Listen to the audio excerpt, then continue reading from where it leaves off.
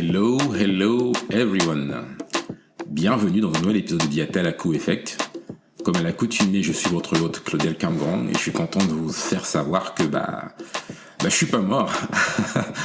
Merci au message s'enquérant de ma santé, mais vous inquiétez pas, je vous inviterai personnellement à mon enterrement. Il y aura de l'ambiance, donc tout va bien. Ça a été un long hiatus, mais je suis vivant, je suis en bonne santé et dans l'ensemble, je me porte plutôt bien.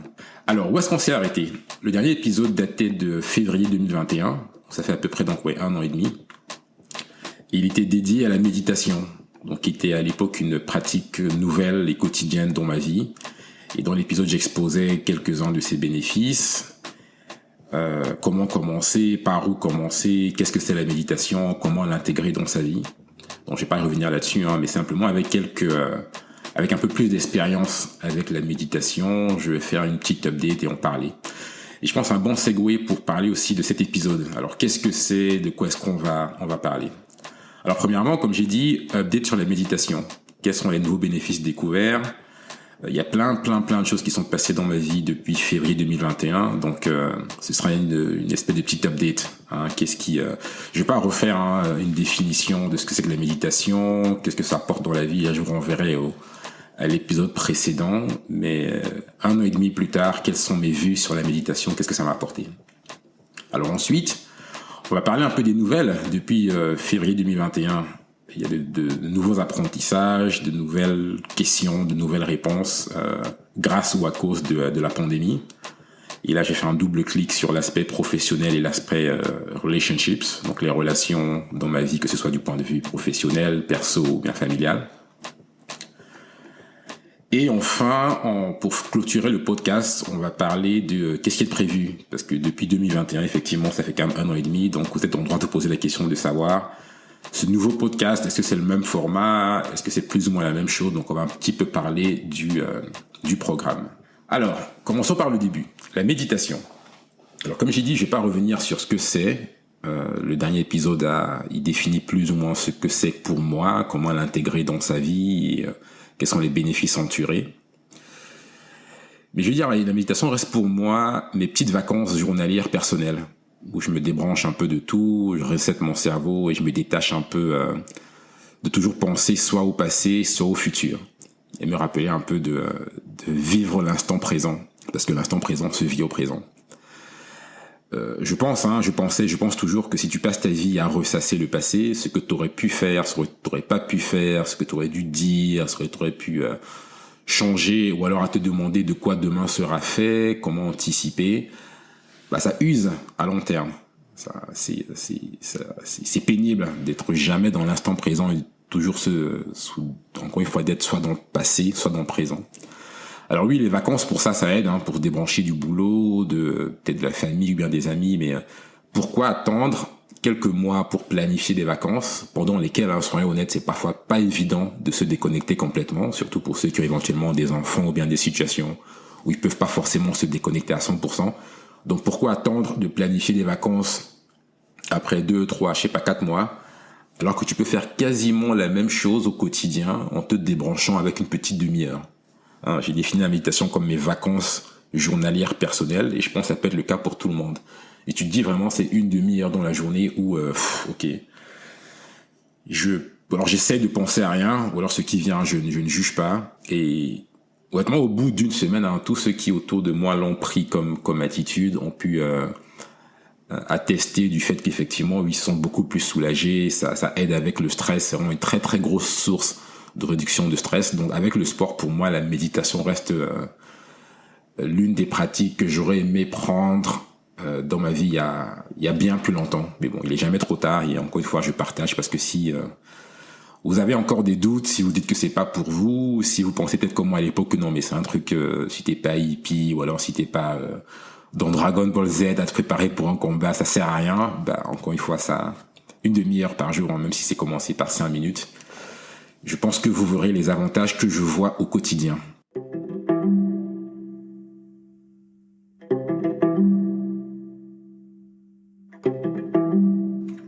Alors, voilà pour la méditation. Donc, passons à la suite et parlons de la pandémie. Alors la pandémie, j'ai dit 2 points précis à évoquer de mon point de vue, l'aspect pro et l'aspect relation. Alors côté pro, vu que je bosse pour une boîte tech, la pandémie a été initialement une aubaine pour l'industrie, parce que des produits comme Zoom, Teams ont vu leur usage un peu exploser. Tout le monde était à la maison, pas le choix de se connecter pour continuer à bosser, quoi. Donc forcément, tout ce qui était tech en général, la livraison à domicile, je pense à Airbnb, DoorDash, tous ces services en général, enfin peut-être pas Airbnb, mais DoorDash, Uber Eats, tout ce qui est service et livraison à domicile, ont plus ou moins explosé. Et moi, bossant pour Xbox dans le domaine du jeu vidéo, forcément, quand t'es confiné à la maison, t'as peut-être des gamins qui ont pas eu le loisir d'aller dans des parcs d'attractions, ainsi de suite. Le jeu vidéo a également explosé comme moyen de se détendre à la maison pour toute la famille. Donc encore une fois, si je regarde du point de vue de l'industrie tech, ou alors spécifiquement des jeux vidéo, la pandémie a été plus ou moins une bonne chose. Mais bon, beaucoup de postes également se sont ouverts, hein. Les équipes ont grandi en interne, donc malgré le monde qui allait plus ou moins mal, hein, on va pas rappeler les nombreux décès et aspects négatifs de la pandémie, mais d'un point de vue personnellement pro, ça allait plutôt bien. Alors, on a parlé du plus, il y a également bien sûr des aspects négatifs, qui ont inclus bien sûr une certaine isolation. C'est quelque part bosser loin de ses collègues, ça change un peu la dynamique. Pour quelqu'un comme moi qui prenait de la motivation à être devant un paperboard, à brainstorm avec des collègues, de le faire un peu à distance, ça s'enlève un peu le côté physique et c'est pas mon mode préféré de bosser. Donc c'était pas un plus de ce point de vue-là. Autre aspect, c'est une certaine remise en question. Donc est-ce que je suis sur mon bon choix de carrière? Jusqu'à quand? Est-ce que je pourrais faire plus? Géographiquement parlant, est-ce que je suis au bon endroit? Est-ce que mon boulot actuel me rapproche de mes ambitions futures entrepreneuriales en Afrique, par exemple? Donc voilà, la réflexion n'est pas terminée et la situation économique actuelle n'aide pas non plus. Tu vois, est-ce que c'est le bon moment de prendre des risques ou alors il vaut mieux adopter une sorte de wait and see attitude où j'observe, je prends des notes, je continue de me poser des questions mais sans me précipiter à prendre des décisions dans des temps aussi incertains. Donc voilà, depuis février 2021, résumé un peu très court, hein, mais voilà les quelques questions du point de vue pro, les aspects positifs, les aspects négatifs et les questions que la pandémie a suscité pour moi et je pense bien nombreux d'entre vous également.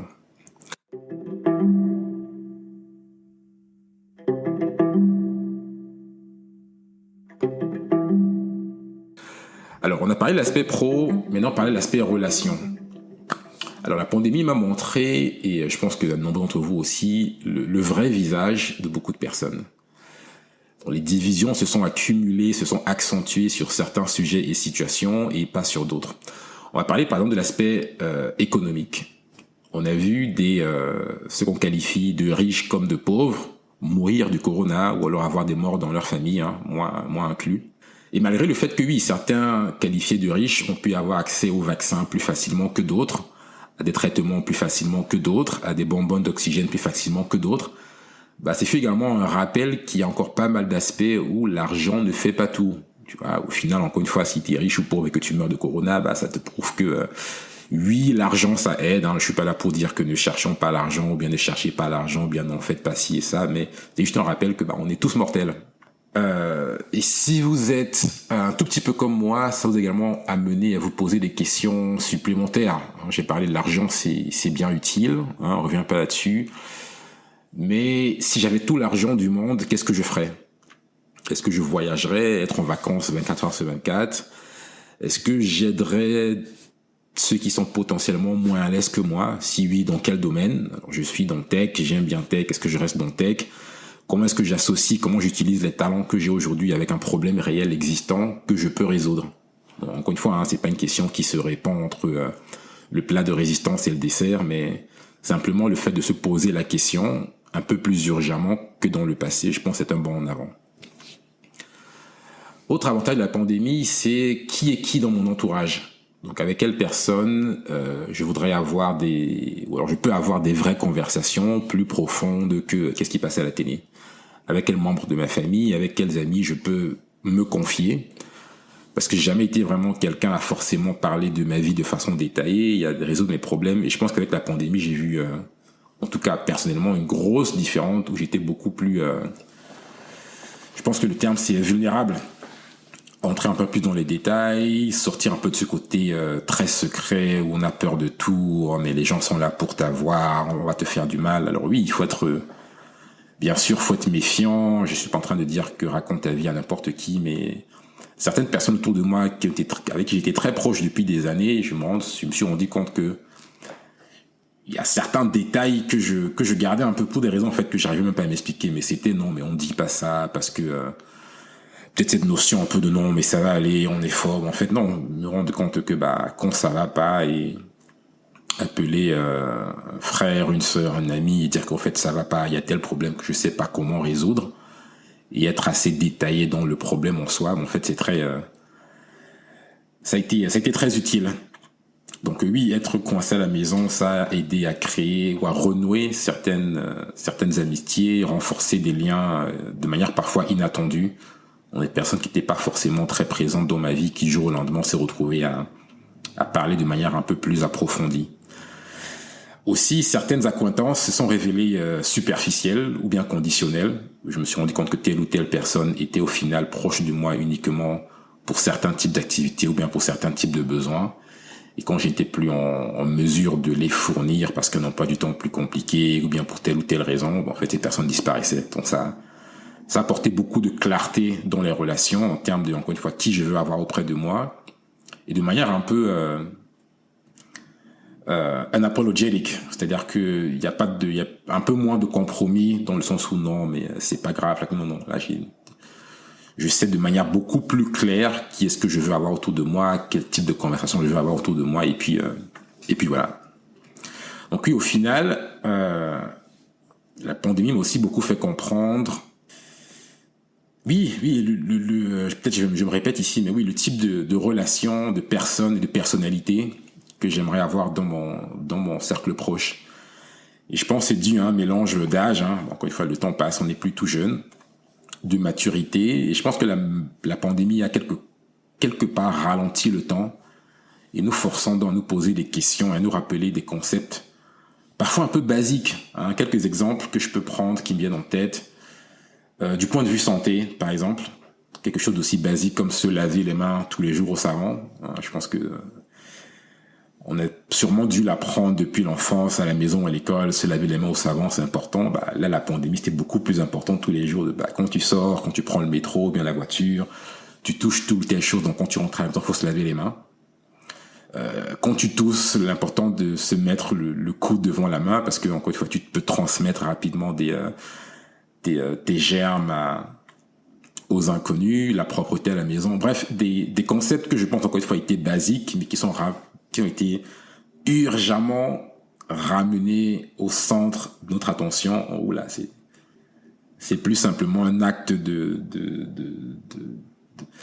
santé, voilà, un réflexe à avoir, mais ça sauve pas que ta vie, mais ça peut sauver la vie des autres. Un geste aussi simple, encore une fois, appris depuis la maternelle, ça nous est un peu tous revenus devant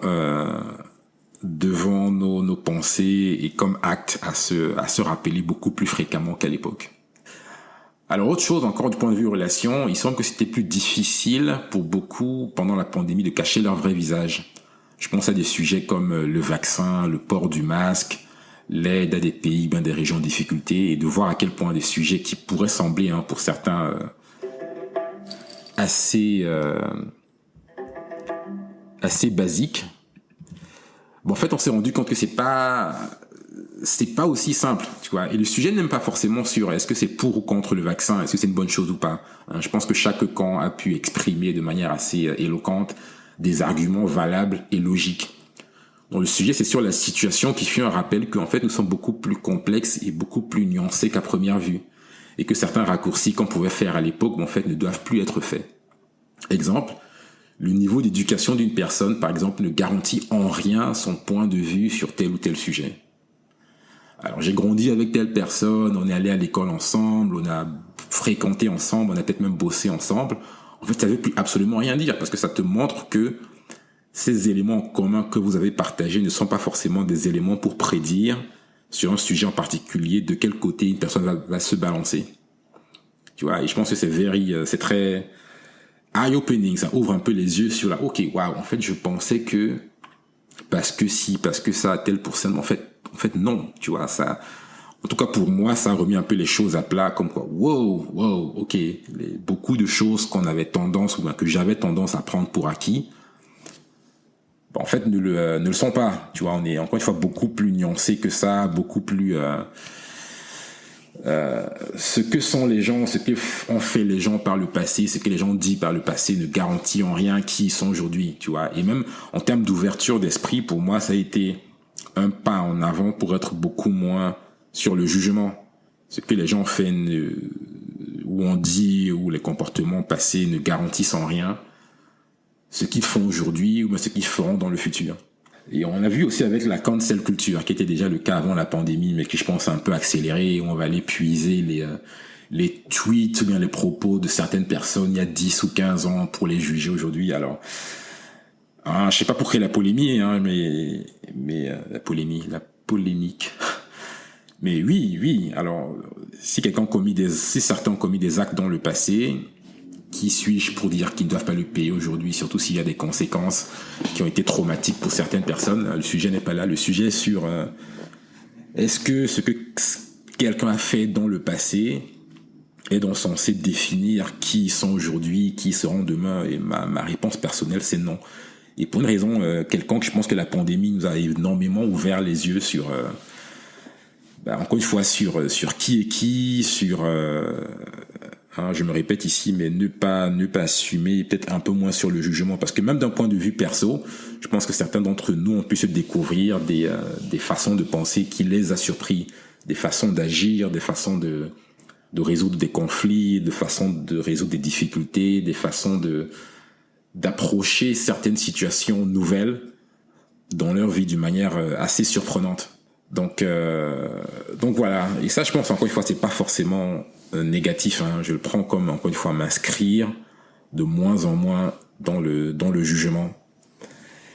Je prends davantage aussi comme ne pas regarder certaines personnes en particulier comme exemple à suivre de manière exhaustive. Et je pense à un problème que je vois notamment chez les plus jeunes qui voient un peu certaines personnalités, certaines stars comme des dieux sur Terre. Et moi, étant dans tech, Elon Musk, c'est un très bon exemple où je vois certains qui l'écoutent et qui pensent que son succès dans de multiples sujets, je pense Tesla, je pense SpaceX, le prennent un peu comme, ok, si Elon a raison ou alors a réussi à faire fonctionner telle ou telle industrie, a prouvé telle ou telle personne wrong sur tel sujet, ça veut dire que quand il parle de ça, il doit savoir de quoi parler. Et ça me fait un peu rire parce que tu peux être un expert dans un sujet en particulier et être absolument nul, mais absolument nul, et ne rien connaître dans un autre sujet. Alors ça va paraître évident pour beaucoup d'entre nous, mais encore une fois, il y a certaines choses qui peuvent nous paraître évidentes qui sont très nouvelles pour certaines personnes. Encore une fois, les plus jeunes de nos jours, les influenceurs, c'est le même problème. Tu vois quelqu'un qui, à travers ses photos, bien ses vidéos, expose un style de vie que tu associes comme étant le style de vie que tu veux. Et du coup, tu te dis que tout ce que l'influenceur va te dire, c'est parole d'évangile, c'est à prendre pour argent comptant et c'est à suivre. Ça me paraît aberrant de devoir le répéter aujourd'hui, mais c'est vrai. Et pour les plus jeunes, encore une fois, c'est très très important d'avoir cette distinction entre ce que je vois, premièrement, n'est pas forcément vrai. La vie d'influenceur, la vie d'Instagram. Je rigole parce que encore une fois, ça paraît tellement évident pour certains, mais il faut le rappeler encore une fois, c'est que ce que tu vois certaines personnes vivre, même à travers ce qu'ils disent, n'est pas forcément ce qu'ils disent, n'est pas forcément ce qu'ils vivent. C'est une image qu'ils renvoient, ce n'est pas une réflexion de leur vie au quotidien, et c'est pas forcément une réflexion d'une vie que je pense qu'on devrait aspirer. Tu vois, parce qu'au final, encore une fois, c'est mon point de vue perso, chacun de faire le sien. Mais est-ce que tel ou tel mode de vie est forcément parallèle ou bien conduit au bonheur? Et je pars du principe que on veut tous être heureux, on veut tous, pour soi-même et pour ceux qui nous sont proches, être heureux.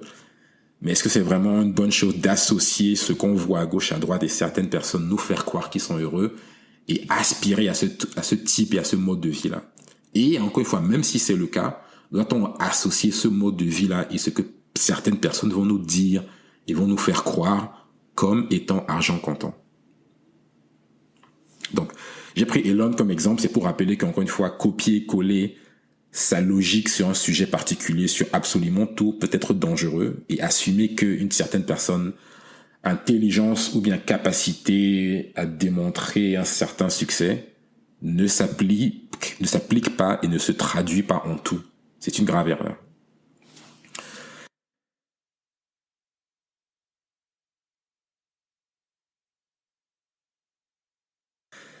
Alors, enfin, je vais revenir sur, on a dit le point de départ, c'était faire une update sur la méditation, parler un peu de la pandémie, ce qu'on a appris, ce que j'ai appris.